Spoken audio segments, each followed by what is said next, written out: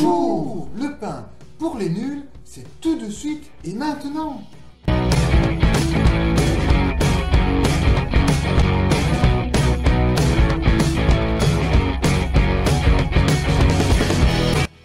Pour commencer, nous allons avoir besoin de 500 g de farine. Ici, c'est de la farine bio. Vous pouvez également utiliser de la T65. Et si vous n'avez pas, une simple farine qui traîne dans vos armoires sera très bien aussi. Je dépose ma farine dans le bol, tout simplement. Ensuite, nous allons avoir besoin de sel. Mon petit truc, j'utilise du sel rose de l'Himalaya.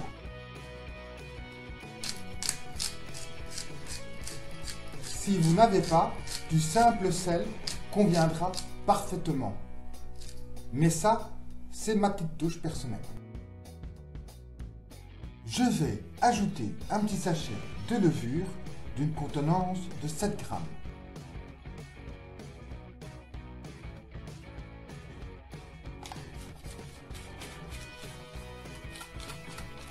Alors, je sais déjà ce que vous pensez. Il a osé rajouter le sel et la levure en même temps. Catastrophe! Eh ben non, figurez-vous que dans la plupart des vidéos sur YouTube, on vous trompe. Le sel absorbe uniquement la levure fraîche, pas celle qui est desséchée en sachet. Ça, c'est encore un petit truc à savoir. Ici, j'ai fait au plus simple, vu que c'est le pain pour les nuls.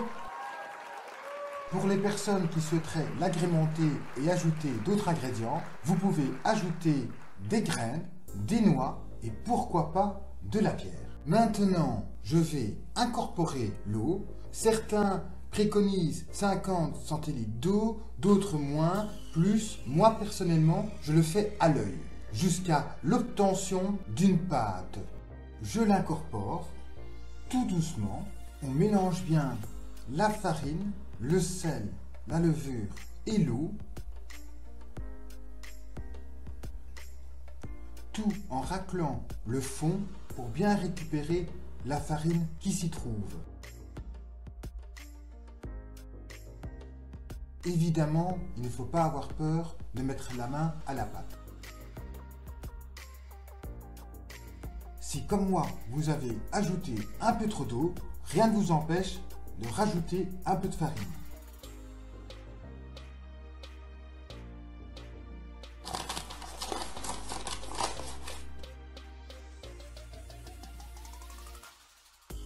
Voilà.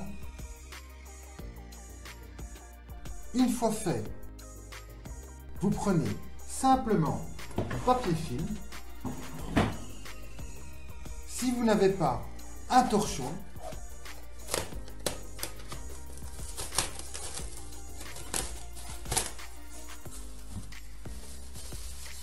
et vous le laissez reposer une nuit entière.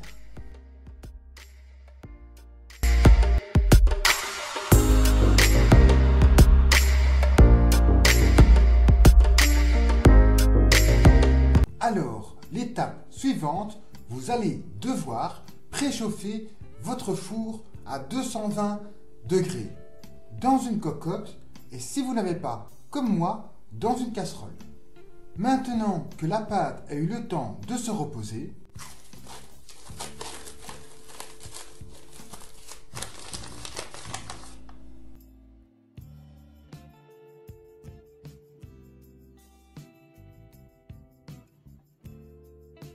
on va éviter de trop la dégazer.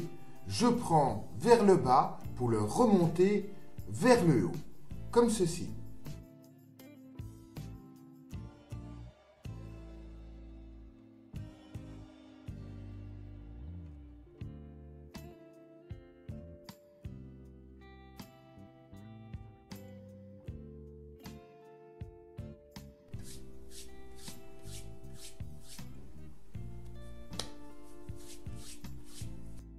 Jusqu'à obtenir une forme ronde, je prends ma pâte et je la dépose dans ma casserole.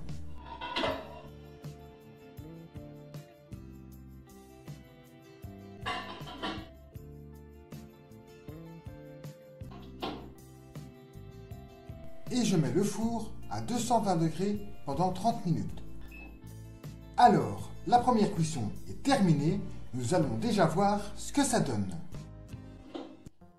Attention, c'est très chaud, surtout pour moi-même.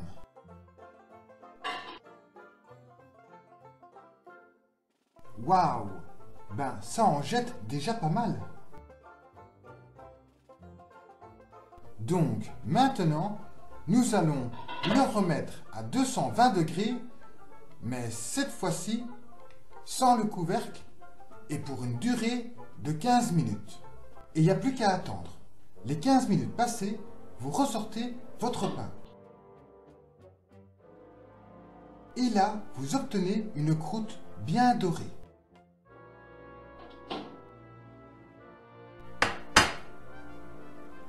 Je ressors mon pain délicatement de la casserole.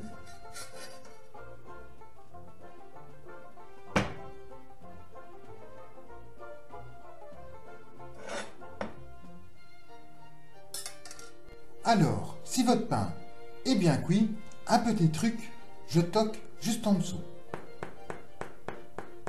S'il sonne creux, c'est qu'il est cuit. Nous allons le laisser reposer 3 heures environ.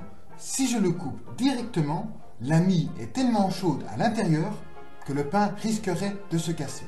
Rien de tel le matin, en se levant, d'avoir un bon pain frais devant soi. Et oui, c'est le matin, j'ai un peu la tête dans le cul, vu que j'ai cuit mon pain hier soir. C'est pas tout ça, mais allons-y.